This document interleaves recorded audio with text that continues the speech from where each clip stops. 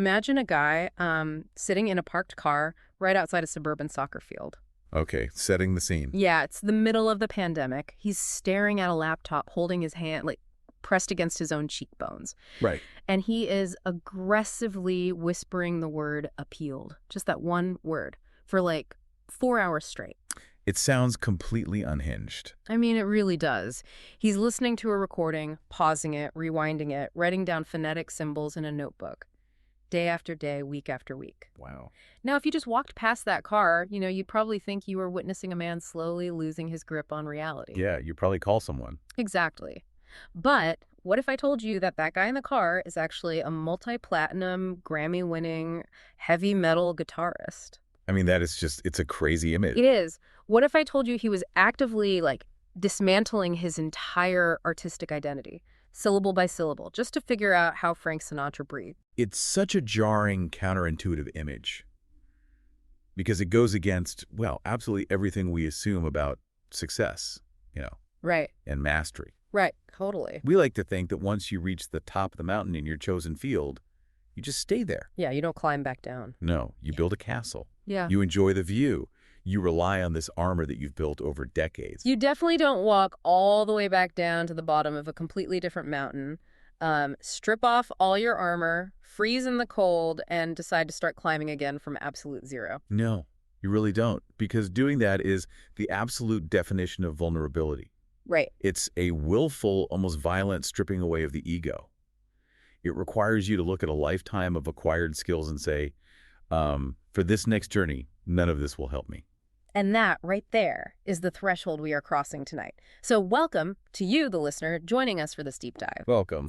We are broadcasting late tonight from the little station on Commercial Street in Atchison, Kansas. Yes, we are. This is Chesterton Radio, and, the night air out there is quiet. The streets are empty. It is just the perfect time for a conversation about things that actually matter. It really is.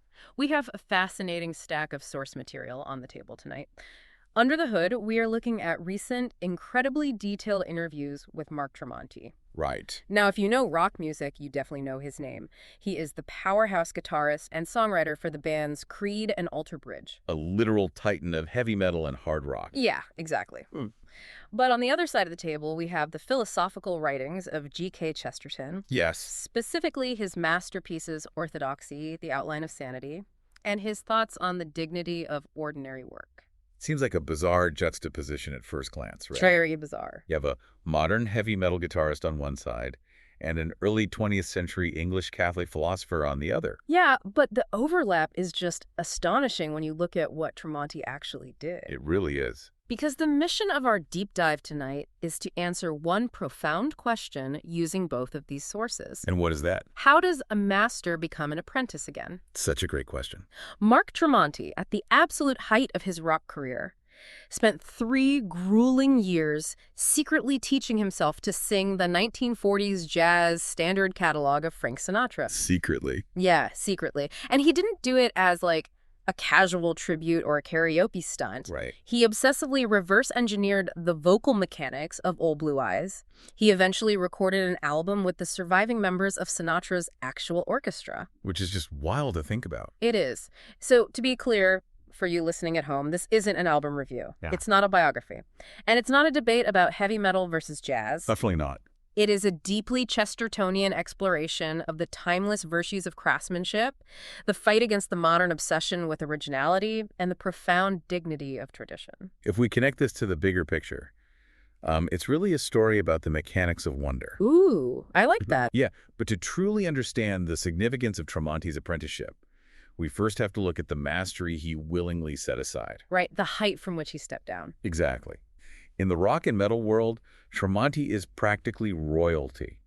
He was named Guitarist of the Year for 3 consecutive years by Guitar World. It's huge. He's used to writing massive, distorted riffs, playing to tens of thousands of people in arenas and, pushing the absolute physical limits of volume and aggression. Right, let's unpack this heavy metal armor he's wearing. In his interviews, Tremonti talks about his vocal style in his hard rock projects. He calls it a pushed caveman vocal style. Now, what does that actually mean physically? Well, he's constantly singing at the very top of his range. He's pushing his vocal folds to the absolute breaking point. Right. In hard rock, the vocal style is built on raw power, adrenaline, and essentially overriding the band. Right, you have to scream to project over a wall of heavily distorted guitars and thundering drums. You are using sheer brute force to carve out sonic space. Exactly. The physiology of that kind of singing is rooted in tension. You are forcing massive amounts of air through tightly constricted vocal cords to create grit and distortion. It sounds painful. It's an athletic feat, for sure, but it's exhausting, and it's a blunt instrument. So I have to ask the obvious question on behalf of anyone who has spent, a decade building a career. Sure.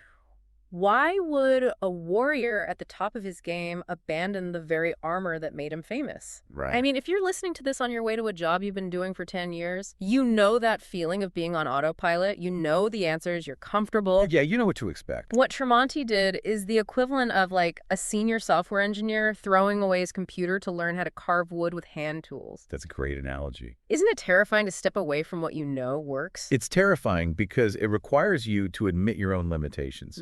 And this is where Tremonti's self-awareness is so fascinating. Tell me more about that. In the sources, he confesses that he never really liked his rock and roll singing voice. Really? Yeah. He says it took him 20 years just to step up to the microphone for his own solo projects. And even then, when he listens back to his rock vocals, he often hates how it sounds because it feels so forced to him. Wow, that's incredible honesty. It's outside of his natural comfort zone. He was wearing armor, but the armor didn't quite fit. But when he started singing Sinatra around the house just for fun, he realized something profound, didn't he? He did. Sinatra's voice, that smooth, effortless baritone, was actually Tremonti's natural vocal home. But finding your natural home doesn't mean you know how to build a house there. No, not at all. The technique required for crooning is radically different from rock, isn't it? Let's get into the technical history here, because this is where the sources just blew my mind. The vocal mechanics are completely inverted. To understand this, we have to look at the history of microphone technology, which Tremonti had to intimately understand. Okay, let's go back. Before the invention of the electric microphone, singers had to be human megaphones. It's like opera singers. Right, think of Al Jolson or opera singers. They were singing through actual acoustic cones or projecting into massive, unamplified music halls. The entire technique was about volume. You had to shout to the back of the room. You used your chest and your diaphragm as a cannon. Right. It was all about amplitude. If you were quiet, you were invisible. Precisely. But in the 1920s and 30s, when the ribbon microphone was introduced, everything changed. The ribbon mic. Yes, it allowed for the invention of the crooner. Bing Crosby was one of the first to pioneer this, and Frank Sinatra perfected it. So what did the ribbon mic actually do? Suddenly, you didn't have to shout. The ribbon microphone had a proximity effect. The closer you got to it, the warmer and more intimate the low frequencies became. Oh, I see. The microphone could pick up the tiniest nuances, the breathiness, the depth, the extreme, subtle vibrations of the vocal cords. And Sinatra realized this. He capitalized on it like no one else. He brought the listener right into his ear. He wasn't singing to a crowd. He was singing to you, sitting alone in a dimly lit room. Which means the skill set completely flipped. It did. Tremonti had to unlearn decades of pushing and screaming. Because in rock, if you want intensity, you get louder. Right. But in crooning, if you want intensity, you get quieter. You get closer to the mic. Right. Tremonti had to learn how to rely on extreme control, subtle breath management, and nuanced facial resonance rather than sheer brute force. He had to learn how to use a surgical scalpel after 30 years of swinging a broadsword. And this transition, the stepping down from the mountain, it requires a specific virtue. It does. If we look at this through a Chestertonian lens, what Tremonti is doing here, stepping out of the arena where he is a giant and shrinking himself down to learn a completely new, delicate skill, is the very definition of old-fashioned humility. It really is. In Orthodoxy, Chesterton has this brilliant chapter where he discusses humility and how modern society has completely ruined the concept. Ruined it how? Chesterton argues that we've moved modesty from the organ of ambition, where it belongs, and settled it upon the organ of conviction, where it was never meant to be. Hold on, let's break that down for the listener. What does he mean by moving it to the organ of conviction? He means that today, people are arrogant about their own desires and ambitions, but they are humble or uncertain about actual truth. Oh, I see. A modern person will say, I deserve to be famous and rich, but who's to say if gravity is real or if right and wrong exist? We doubt the truth of the universe, but we aggressively assert our own egos. Exactly. But true, old-fashioned humility, Chesterton writes, was meant as a restraint upon the arrogance and infinity of the appetite of man. So it's about making ourselves smaller. It was meant to make us small so the world could be big. He says that if a man would make his world large, he must be always making himself small. I have the exact quote right here in my notes, and it is so incredibly powerful when you apply it to Tremonti. Let's hear it. Chesterton writes, "Even the haughty visions, the tall cities, and the toppling pinnacles are the creations of humility. Giants that tread down forests like grass are the creations of humility. Towers that vanish upwards above the loneliest star are the creations of humility." And then he delivers the punchline. Right. For towers are not tall unless we look up at them, and giants are not giants unless they are larger than we.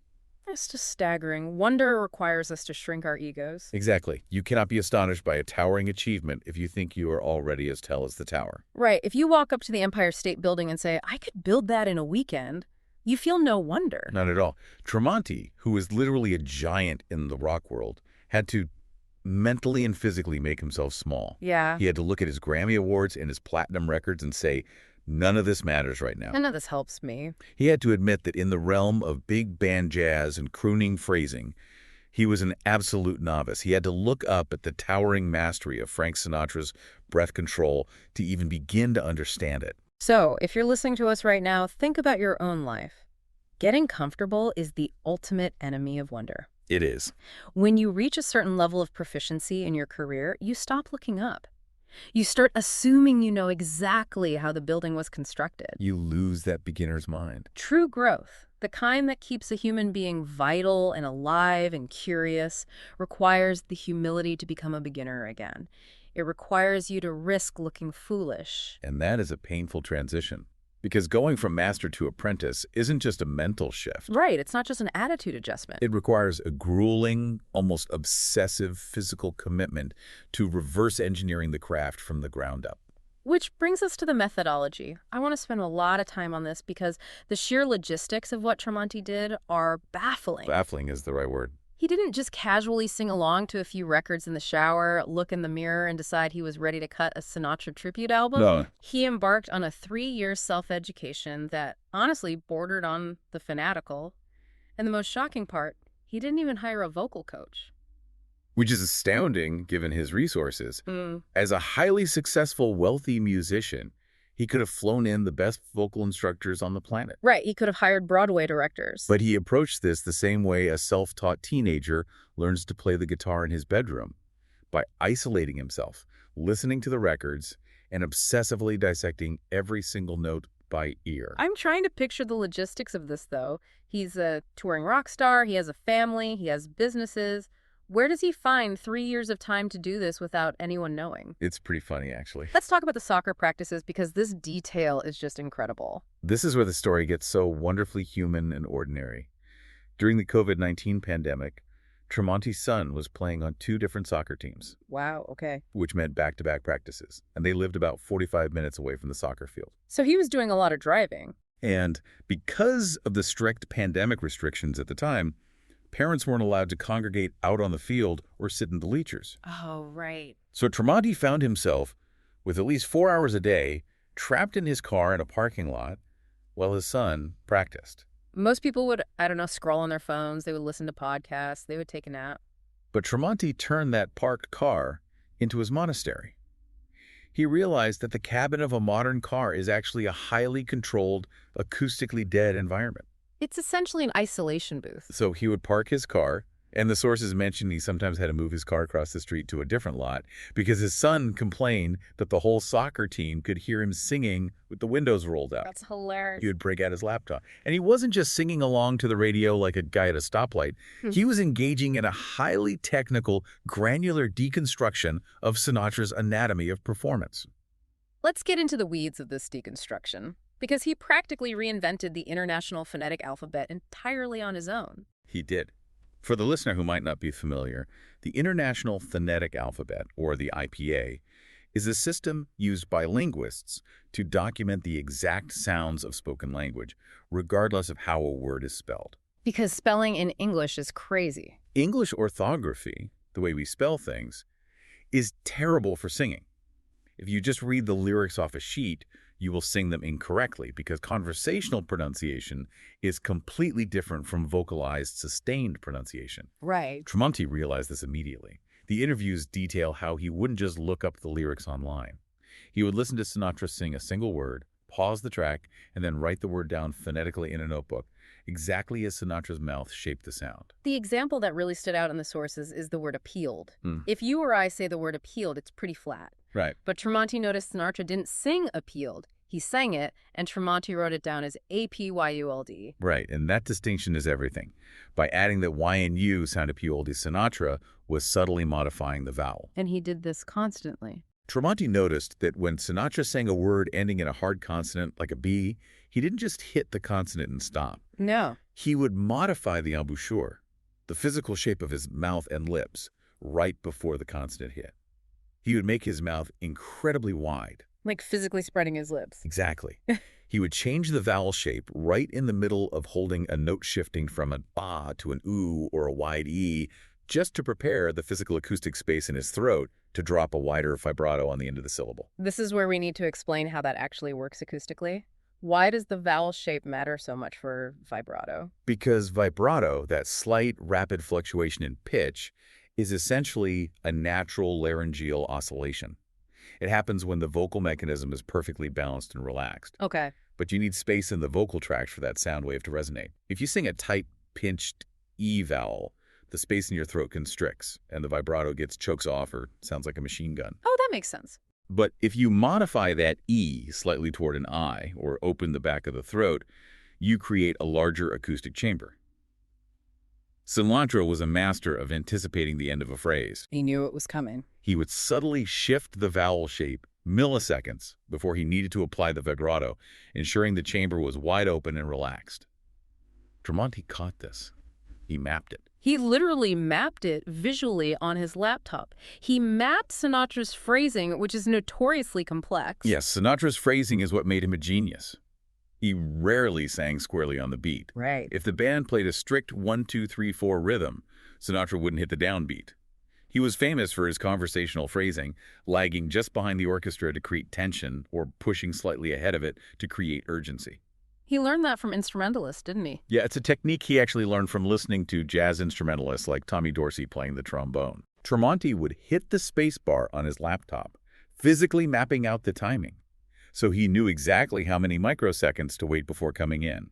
He didn't just map the words, he mapped the silence between the words. And he mapped the vibrato squiggles. He did. He would draw a little mark over the exact syllable in his notebook and note the exact moment within that syllable where the vibrato should start. Because Sinatra didn't start shaking his voice immediately. Right. He would hold a straight tone, pure and flat, and then let the vibrato spin out at the very tail end of the note. And Tremonti matched the exact speed of it, a medium smooth rate. Okay, I can already hear the objections from our listeners. I was just going to say, I have to push back here. Yeah. Because if I'm listening to this, I am thinking, isn't this exact scenario mapping microseconds of a vibrato squiggle in a parked car for 3 years? The exact definition of madness. It sounds a bit crazy, yeah. If you are just trying to sing some nice jazz songs, why do it the hard way? Doesn't reverse engineering every single phonetic syllable sound less like art and more like a pathological obsessive-compulsive disorder? Are we losing the forest for the trees here? It absolutely looks like madness to the modern, hyper-efficient mind.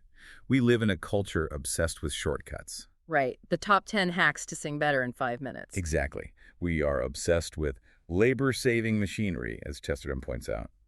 But Chesterton provides the perfect defense for Tremonti's obsession. And it's not madness at all. It's the defense of sanity. But isn't mapping a vibrato squiggle the exact behavior of what Chesterton calls the morbid logician, the guy who tries to dissect everything until it's dead? That is a great challenge, but there is a crucial distinction. In Orthodoxy, Chesterton writes about the difference between the morbid logician, the madman, and the mystic, the sane man. Okay, let's break that down. The madman tries to make everything immediately lucid. He tries to get the heavens inside his head, and his head splits. He dissects things to prove he's the master of them, and in doing so, makes everything sterile. Right. But the mystic does the opposite. The ordinary man is sane precisely because he permits the twilight. He permits the twilight. He allows the central thing, in this case, the emotional core of the music, the soul of the art, to remain a sacred mystery. And because he accepts the mystery at the center, his relationship to all the granular details on the edges becomes crystal clear and vibrant. So you're saying Tremonti wasn't dissecting the music to kill it, he was studying the mechanics because he was in awe of the mystery. Exactly. Tremonti wasn't being driven by a sterile, neurotic compulsion to control the music. He was driven by a mystical devotion to the craft. Right. Chesterton writes that it is good to know that the earth is round, but it is true intimacy to know exactly where it is flat. I love that quote. That is what Tremonti was doing. Any casual listener knows that Sinatra is a great singer. They know the earth is round. But Tremonti wanted to know exactly where it was flat. Yeah. He wanted to uncover the secret eccentricities of Sinatra's phrasing, the silent swervings from accuracy by an inch that make the performance genius rather than just competent. That level of granular study isn't madness. It is the highest form of respect. It is the dignity of ordinary work applied to a masterpiece. It's the difference between an autopsy and a lover memorizing the lines on a face. Oh, wow. That is a perfect analogy. Tremonti was memorizing the lines on the face of the music. It was. But that memorization required an unbelievable amount of physical repetition. Tremonti admits in the interviews that he sang these songs an absolute 1,000 times. 1,000 times. Over and over and over. If he heard one tiny flaw in his own vibrato, if he missed the timing by a fraction of a second, if he didn't quite hit that appealed vowel modification, he would stop the track, analyze what went wrong, and start over. And this brings us to one of the most fascinating physical details of his practice in that car. When he was sitting there, singing for 4 hours a day, he developed a habit of physically touching his face while he sang. Touching his face. Specifically, he would press his fingers against the bridge of his nose or his cheekbones. He called it his comfort blanket. Yes. But in vocal pedagogy, this isn't just a nervous frietic. It is a profound physical centering mechanism related to what vocal coaches call singing into the mask. Let's explain the mask, because that term gets thrown around a lot on singing shows, but what is it anatomically? Anatomically, the mask refers to the front of the face, specifically the maxillary sinuses, which are the hollow cavities behind your cheekbones, and the hard palate right behind your teeth. Okay. When you sing with a heavy rock voice, the resonance is often trapped down in the chest or the throat, which feels powerful but is acoustically inefficient. Right, the caveman style. But crooning requires forward resonance. You want the sound wave to travel up from the vocal cords and bounce around in those hollow sinus cavities. When you do it correctly, it creates a bright, ringing, forward tone, often called sympathetic resonance. And crucially, it causes the bones in your face to literally vibrate. Bone conduction. Exactly. Tremonti was literally feeling the vibrations of his own voice resonating in his facial bones. That is so cool. By touching his cheekbones, he was ensuring that his vocal placement was perfectly aligned with that forward ringing resonance that Sinatra was famous for. If he didn't feel the buzz in his fingers, he knew the tone was trapped in his throat, and he would adjust. He was so dialed into the physical sensation of the sound that the repetition became a physical grounding exercise. Right. But again, think about the listener's perspective here. To a lot of people, doing the exact same thing 1,000 times, singing the same 3-minute song, adjusting the same vowel, feeling for the same vibration in your cheekbone, sounds like absolute torture. It sounds like being trapped on a 19th century industrial assembly line. How did he not completely lose his mind from the sheer monotony of it? He didn't lose his mind because he didn't view it as monotony. In the interviews, Tremonti explicitly says that he loved every single second of it. Really? He would drive home from those 3-hour soccer practices feeling exhilarated. He wasn't drained. He was energized, thinking, I'm getting this. This feels good. Wow. The repetition wasn't tedious to him. It was a source of immense joy in life. This is where Chesterton's insight from the chapter The Ethics of Elfland just blows the doors off our modern assumptions. It's brilliant. We tend to view repetition as dead clockwork. If something repeats, if a guy sings a song 1,000 times, we assume it's mechanical, lifeless, and robotic. Right. Chesterton points out that the towering materialism of the modern mind assumes that if a thing goes on repeating itself, it is probably dead. Yeah. A clock ticks because it has no choice. Yeah. A piston fires because it is forced to. But Chesterton argues that in the realm of the spirit and in the realm of biology, variation is often caused by fatigue or failure, not by life. We change things up because we get bored and tired. Exactly. But to illustrate true vitality, Chesterton uses the brilliant, undeniable analogy of a young child. The child analogy is perfect. Because children have abounding vitality, because their spirits are fierce and free and practically bursting with energy, they actually want things repeated and unchanged. When you play a game with a child, or toss them in the air, or tell them a joke, what do they instantly scream at you? Do it again. Do it again. And they say, do it again, until the grown-up is absolutely physically exhausted. Yep, the adult gives out first. The adult isn't strong enough to exult in monotony. Yeah. The adult gets bored and tired and wants to change the game, but the child is strong enough. And then Chesterton applies this massive philosophical leap to the cosmos itself. Yes. He says, perhaps God is strong enough to exult in monotony. Perhaps God makes the sunrise every morning, not out of a mechanical clockwork necessity, but because he has the eternal appetite of infancy. That's beautiful. God says every morning to the sun, do it again, and every evening to the moon, do it again. So when we look at Tremonti in that car, he is that joyful child. Exactly. He wasn't repeating those songs 1,000 times out of some sterile professional obligation. He wasn't a piston in an engine. He was exulting in the sheer life of the music. Right. Every time he nailed that wide embouchure for vibrato, every time he perfectly paced the breath on the word jail in Old Man River, his spirit was essentially shouting, "Do it again," to Sinatra's recordings. The repetition became muscle memory because it was fueled by an excess of life, an excess of joy, not a lack of it. And through this joyful, repetitive discipline, Tremonti came to a profound realization about Frank Sinatra himself. Well, there's that. We, in the modern world, often remember Sinatra as a celebrity, right?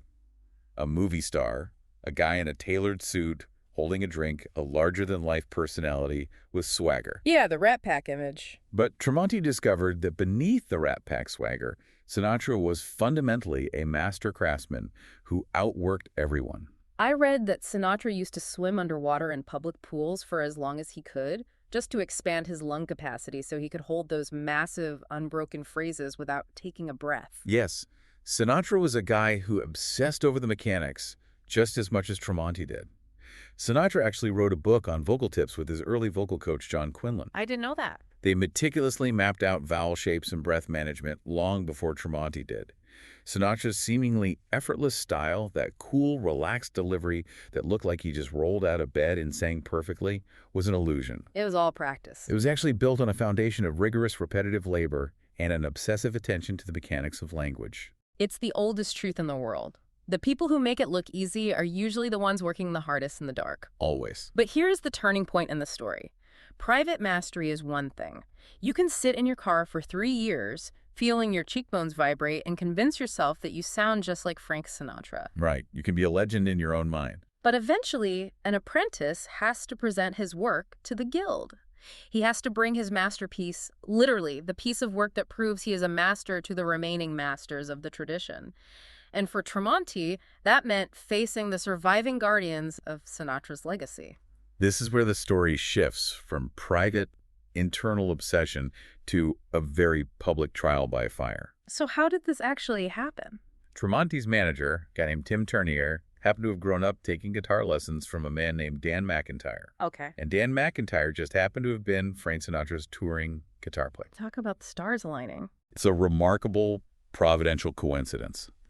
And through McIntyre, Tremonti got connected with Mike Smith, who had been a band leader and alto sax player for Sinatra. These are the heavy hitters. These men are the gatekeepers. They are the living, breathing connection to the tradition. They don't hand out endorsements lightly. They agreed to a trial recording session in Chicago. Oh, boy. So picture this. Tremonti walks into the studio, having never sung this style of music for anyone publicly before, entirely untested in this arena. Can you imagine the pressure? You're a guy known for heavy metal riffs, and you're stepping up to the microphone in front of Sinatra's actual band guys who played these exact arrangements night after night with the master himself. It's intense. They know exactly what it's supposed to sound like. The tension must have been unbelievable. But Tremonti talks about the surreal details of how he earned their trust. And it started before he even sang a note. Really? What happened? Before the session began, Mike Smith, the band leader, pulled Tremonti aside and made him a pot of tea. But it wasn't just a Lipton tea bag in a styrofoam cup. It was the exact brand of tea, prepared with the exact specific amount of lemon and honey that Frank Sinatra drank before a performance. Wow. Tremonti was so moved by this that he actually kept the empty tea packet as a physical relic of that moment. That is amazing. It's like being handed the sword of the master by his squire. It's a ritual of inclusion. And the ritual didn't stop there.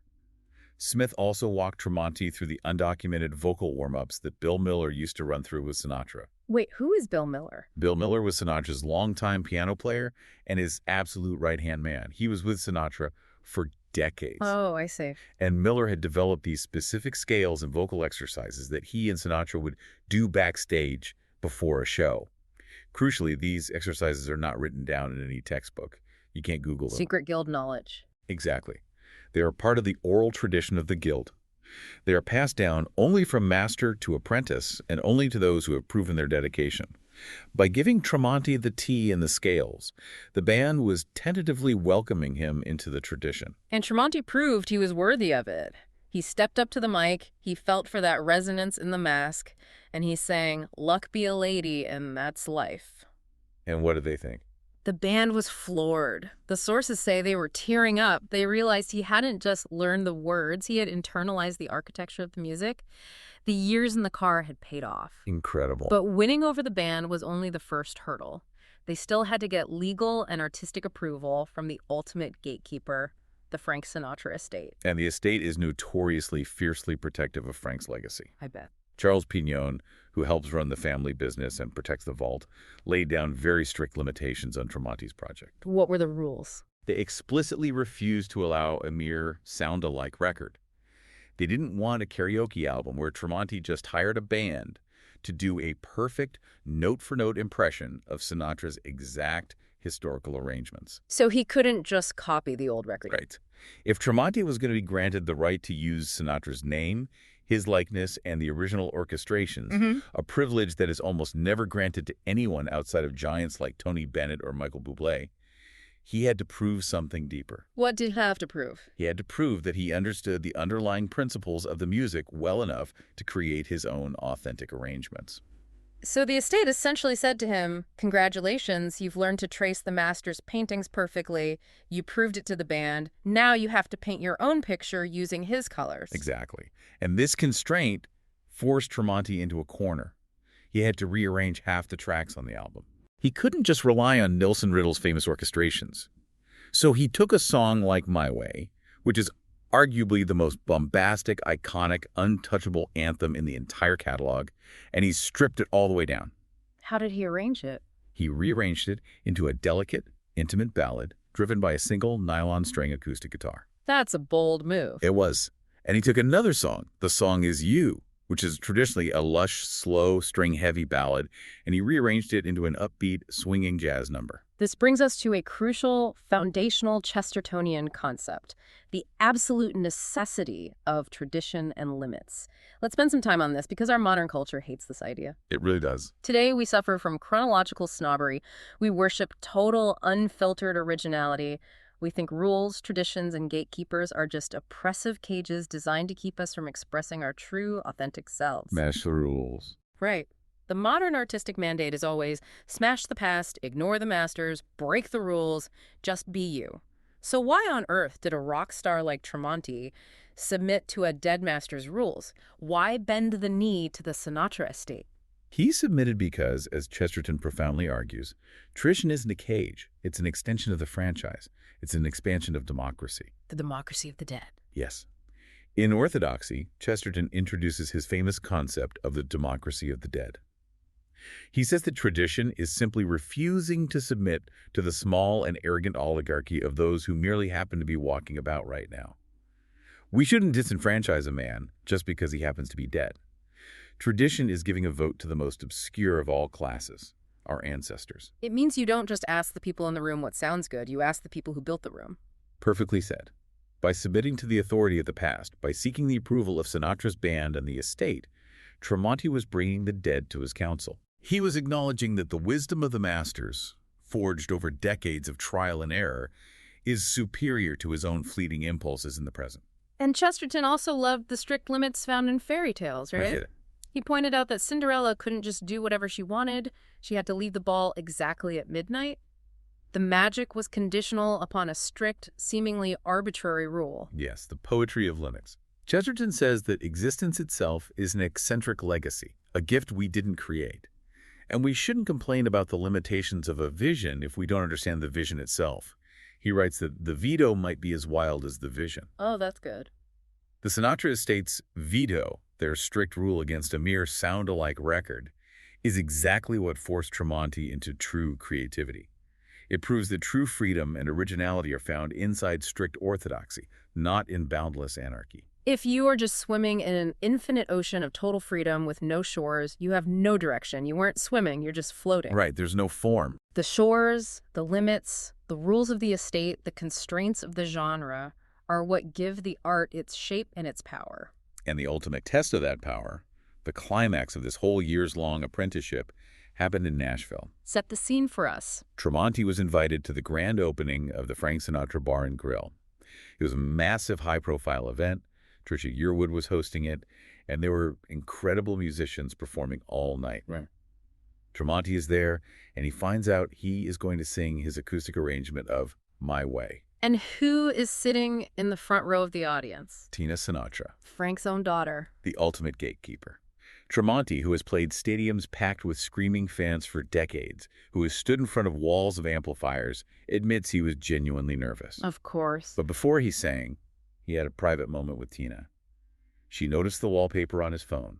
It was a picture of a little girl, his daughter, Stella. And he told Tina the story behind the album, the charity, the clinic they were building, and the millions of dollars they had already raised in her father's name. Right. She was moved to tears, and then Tremonti walked out onto that stage and sang My Way. And think about the emotional weight of this moment. Yeah. Tina Sinatra walked to the middle of the room, held Tremonti's wife's hand, and listened as this heavy metal guitarist, who had spent 3 years in a car studying her father's phonetics, channeled the spirit of her dad. It is a moment of total validation. By entirely losing his rock star ego, by submitting totally to the tradition and the rules of the master, he actually found a deeper, more resonant voice. He earned the right to sing that song in front of that woman. Which brings us to the ultimate why behind this entire deep dive. Because all of the mastery, the thousands of hours in the car, the phonetic transcriptions, the negotiations with the estate, it wasn't just a musical exercise for Tremonti to prove how versatile he was. No. It was a vessel for a much, much higher purpose. The entire endeavor was driven by charity. The story of Stella Tremonti is the beating heart of this whole project. We have to look at the timeline. Okay, let's look at it. While Tremonti was deep in his obsessive 3-year study of Sinatra's vocals, his wife became pregnant. And during a routine ultrasound, they received the diagnosis that their daughter, Stella, was going to be born with Down syndrome. Now, for a lot of parents, that diagnosis is terrifying. It completely reshapes your understanding of the future. Absolutely. But in the interviews, Tremonti describes this not as a tragedy, but as the moment when all the lights went on. He didn't just see this as a daunting medical reality. He saw the cosmic timing of it all. Because while he had been studying Sinatra's music, he had also been studying Sinatra the man. Oh. And he learned about Sinatra's massive, often completely anonymous philanthropic work. Sinatra raised over $1 billion for charity during his lifetime. $1 billion, and much of it he refused to take credit for. Exactly. Sinatra would quietly fly out to Kansas City on his private jet to do a secret, unadvertised fundraiser for a local injured fireman, completely banning the press because he didn't want the credit or the publicity. That's incredible. When Tremonti learned this and then received Stella's diagnosis, he realized that his 3-year musical apprenticeship wasn't an accident. It was meant to serve a charitable mission. When Stella was born, she had to have open heart surgery almost immediately, which is incredibly common for babies born with Down syndrome. Yes. Tremonti calls it the most difficult time of his entire life, seeing his tiny, fragile baby with her chest literally wired together in the ICU. But 2 days later, despite the pain, she was smiling. That's amazing. And in that moment, Tremonti decided that every single penny of the proceeds from his Sinatra album, every record sold, every stream, every concert, would go directly to the National Down Syndrome Society, the NDSS. And they didn't just write a check and walk away. Mm. Tremonti and his family established the Smile with Stella Tremonti Clinic at Advent Health for Children in Orlando. And this is a crucial detail that shows how deeply they understood the problem, right?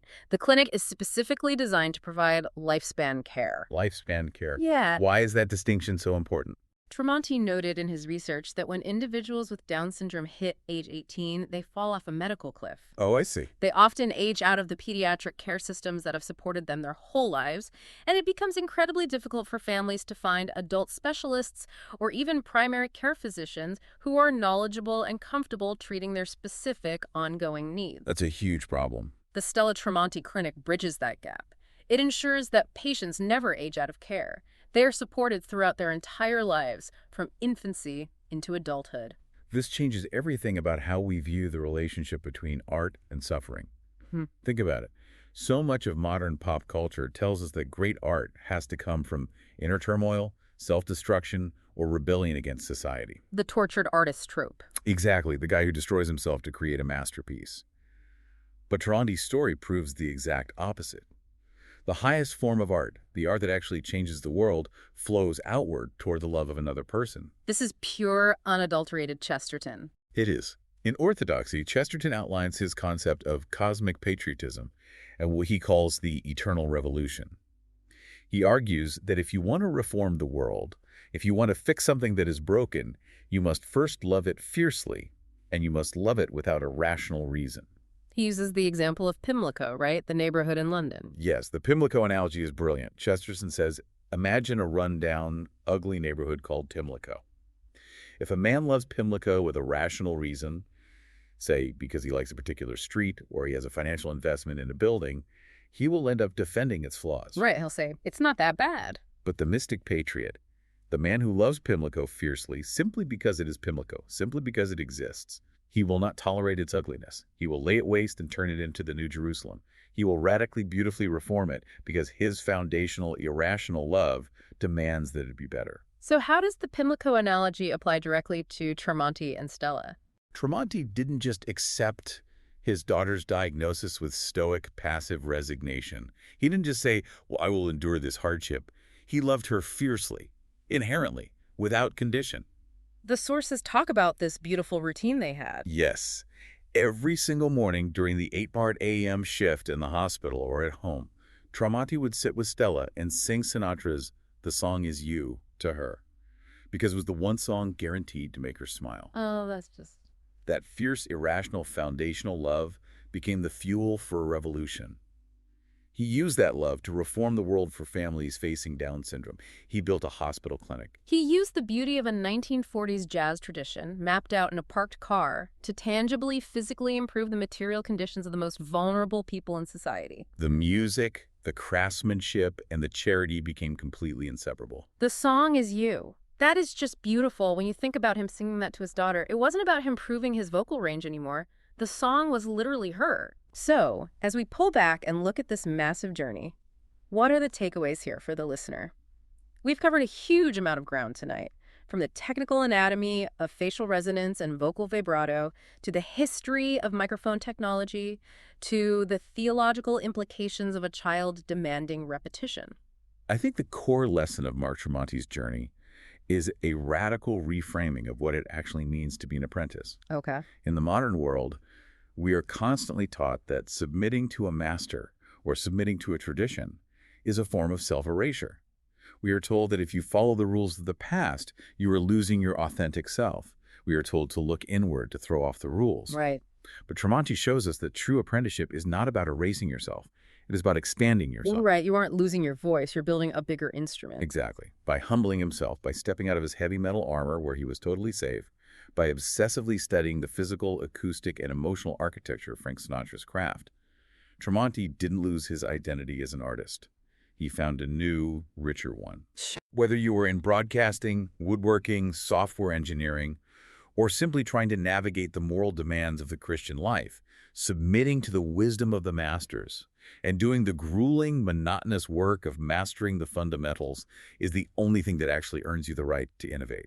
You have to know exactly where the load-bearing walls of the house are before you can start moving the furniture around. You have to learn the rules of the estate before you can rewrite my way. And crucially, as Chesterton reminds us, this submission to tradition is what actually fuels real, tangible progress in the world. How so? The democracy of the dead doesn't trap us in the past. It anchors us so we have the leverage to pull the future forward. Tremonti didn't just imitate Sinatra to live in a nostalgic fantasy of 1944. No, he didn't. He channeled the discipline of Sinatra to build a state-of-the-art medical clinic in the 2020s. Yeah. He used the ancient, timeless tools of craftsmanship, humility, and repetition to execute a profound act of modern charity. Which leaves us with this final lingering thought to mull over as we sign off tonight. All right, what is it? The modern world is constantly shouting at you through every screen and billboard to look inward to find your original voice. We are obsessed with self-discovery and what Chesterton called the God within. We really are. We think originality means pulling something out of thin air that has never existed before.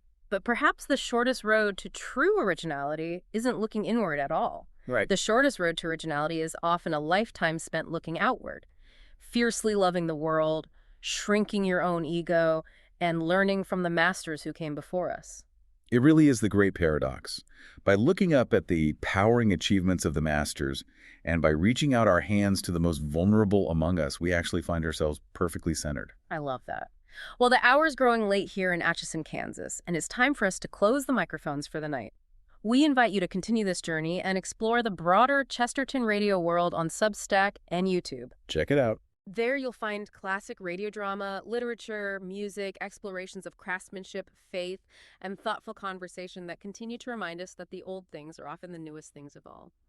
Thank you for supporting this listener-supported ministry and for helping keep the little station on Commercial Street on the air. Good night.